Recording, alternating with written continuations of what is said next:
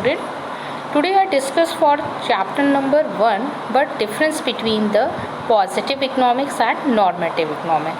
I'm already discussed the previous class, but today a revision for the positive economics and normative economics. Now let's start. Two parts में divided है. First science and art. It deals with the economics, science and art both. Okay, economics deals with the science and art. Now science, normative science और positive science. आज हम लोग economics के difference में पढ़ेंगे कि नॉर्मेटिव इकोनॉमिक्स और positive economics क्या है. Now let's start.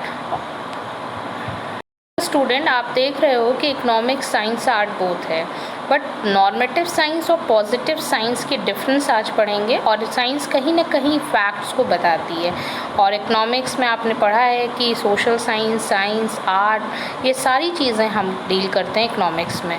और आज हम लोग डिस्कस करेंगे कि नॉर्मेटिव साइंस और पॉजिटिव साइंस में डिफरेंस क्या है. Now let's see. Student, economics as a positive science or positive economics.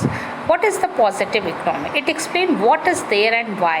यहाँ पर हम what, why इस बेस पे हम facts, figure related to past, present, future की बात करते हैं. यहाँ पे कोई भी चीज़ है वो हम रियल मतलब इट कैन बी ट्रू और नॉट, मतलब जो भी चीज़ है या तो सही है या गलत. मैं इस फैक्ट के अकॉर्डिंग हम डेटा को यहाँ पर मेज़र करते हैं कि क्या हुआ, कैसे हुआ.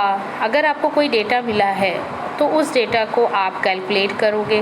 कैलकुलेट करके एग्जैक्टली आप बता सकते हो कि हाँ मैं इसका ये परसेंटेज है, या इस तरीके का इसमें लॉस आया, या इसमें इतना गेन किया. तो वो जो आपने फैक्टली बताया उसी को हम कहते हैं पॉजिटिव. मतलब क्या, कैसे, क्यों, ये सारे आंसरेबल आप इस आंसर होंगे, तब ये पॉजिटिव इकोनॉमिक्स कहलाता है. There is a inflation in the economy. What are the causes of poverty.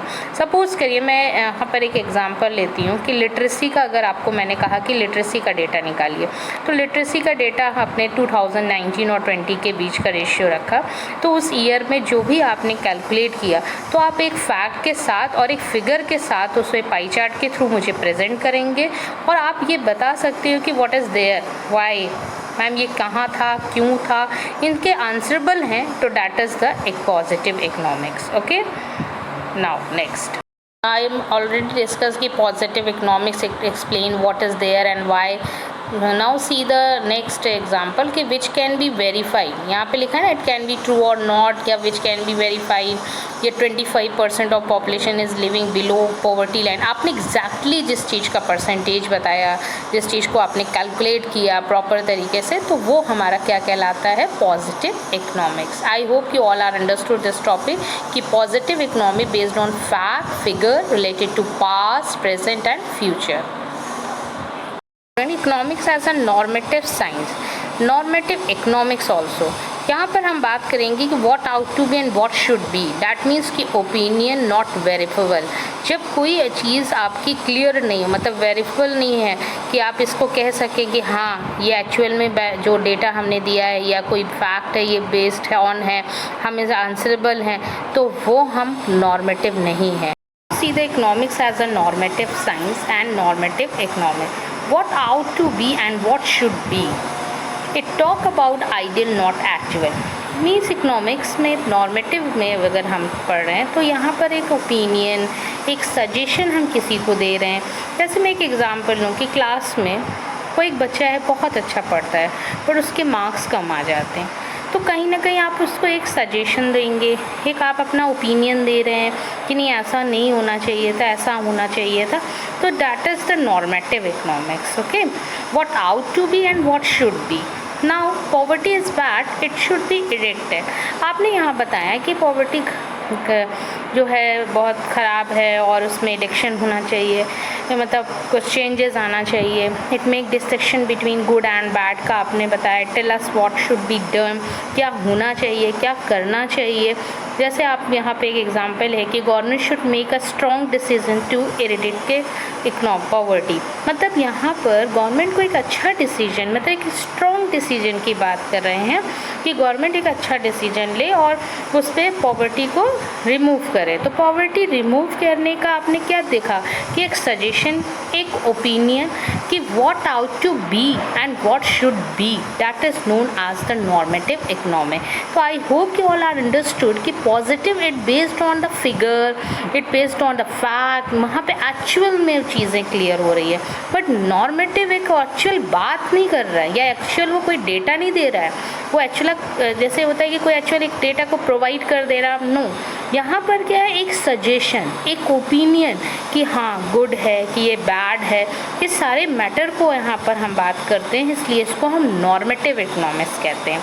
Okay, normative economics में हम यहाँ पर देख रहे हैं, जैसा कि यहाँ पे सर्किल में मैंने ओपिनियन दिखाया है, नॉट वेरीफाइबल, मतलब नॉर्मेटिव वो इकोनॉमिक्स होती है जिसमें आप ओपिनियन, सजेशन रखते हो, what ought to be and what should be, जिसमें आप नॉट वेरीफाइबल हो, क्लियर आप कोई डेटा नहीं बता रहे हो, कोई जो भी डेटा है या जो भी फैक्ट्स है वो कोई बेस्ड ऑन नहीं है, किसी के लिए आप एक्चुअल या what happen, what to do, ये सारी चीज़ें आपके पास आंसरेबल नहीं है, आप ओनली ओपिनियन एंड सजेशन दे रहे हो, तो that is known as the normative economy.